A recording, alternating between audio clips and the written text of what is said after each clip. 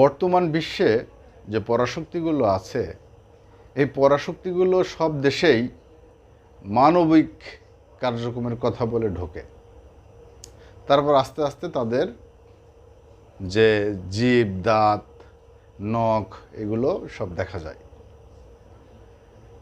এখন বাংলাদেশ করিডর দেবে এই রাখাইনদের, মানবিক করিডর। মানবিক করিডরের কথা আমরা শুনছি, কিন্তু তার আগে থেকেই বাংলাদেশের সব জায়গায় রুটে গিয়েছে অনেক আগে থেকেই যে কোনো এক শক্তি এখানে একটি খ্রিস্টান রাজ্য বানাতে চায়। এখানে তারা সামরিক ঘাঁটি বানাতে চায়। অনেক আগে থেকে এরকম ধরনের কথা মানুষের মুখে মুখে ছড়িয়ে গিয়েছে। সেই হিসেব করলে আমরা দেখতে পাই যে হঠাৎ করে সেন্ট মার্টিন সেখানে পর্যটকদের যাওয়া নিষেধ করে দেওয়া হলো। দেশে এত সমস্যা, ঢাকার আবদুল্লাপুরের ওই বাস স্ট্যান্ডে ধুলোবালির জন্য যাওয়া যায় না, বসা যায় না 5 মিনিট। যাবেন ওখানে যে দেখবেন 5 মিনিট বসা যায় না ধুলোবালির জন্য। যে রাজধানীতে রাজধানীর বাতাস, দূষিত বাতাস বিশ্বের মধ্যে তৃতীয়, দ্বিতীয় এবং প্রথম স্থান দখল করে পর্যায়ক্রমে, সেই রাজধানীর পরিবেশ ঠিক না করে সেন্ট মার্টিনের দিকে নজর রয়েছে, যেটি এখনও একটি প্রাকৃতিক সুন্দর পরিবেশ হিসেবে সেখানে আছে এবং মানুষ সেখানে যে শান্তি পায়। অথচ রাজধানীর এতগুলো মানুষ যেখানে বসবাস করে সেই জায়গার পরিবেশ সব থেকে নোংরা। তাহলে শোনা যাচ্ছিল যে সেন্ট মার্টিনে তারা সামরিক ঘাঁটি বানাবে, সেটি পর্যটকদের যাওয়া বন্ধ করে দেওয়া হচ্ছে। তাহলে মানুষের সন্দেহ প্রকট হচ্ছে। খ্রিস্টান রাষ্ট্র বানানোর যে পরিকল্পনার কথা শোনা যাচ্ছিল, সেখানে এখন করিডর হচ্ছে, সেই সন্দেহ প্রকট হচ্ছে।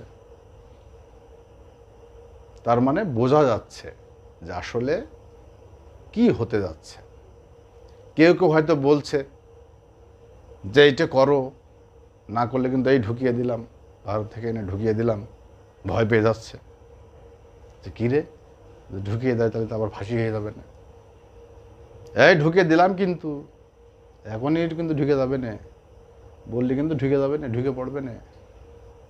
লাভ মেরে উঠছে, ঢুকে পড়লি তো মরে যাবেন, তো ভাসি দেবেন, তো তাড়াতাড়ি করিডোর দিয়ে দিই। ওই যে ঠিকই বলছে, ঠিক ঠিক ঠিক ঠিক ঠিক ঠিক, এই রাজনীতি এখন চলছে।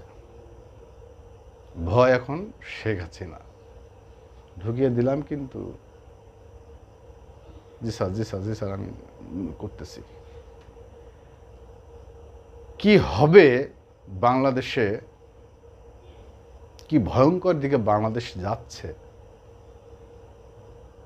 সেটি বুঝতে খুব বেশি সময় আমাদের লাগবে না।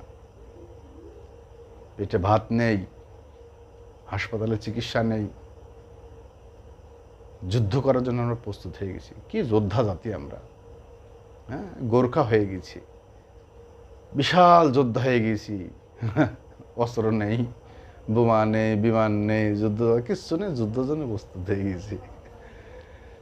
তো আসলে এখন তো আধুনিক যুগ, একেবারে চাইলেই একটি দেশকে আক্রমণ করতে পারে না।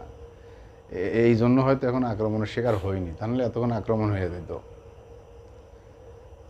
আসলে মানুষ ভালো নেই, এবং এই দেশে মানুষের যে মৌলিক অধিকার নিশ্চিত করার যে দায়িত্ব রাষ্ট্রের, সেই দিকে না যে রাষ্ট্র কোন হিংসায় জড়িয়ে পড়ছে এবং কোন দিকে যাচ্ছে, সেটি সময় আসলে হয়তো আমরা সকলেই দেখতে পাব। ভালো থাকবেন।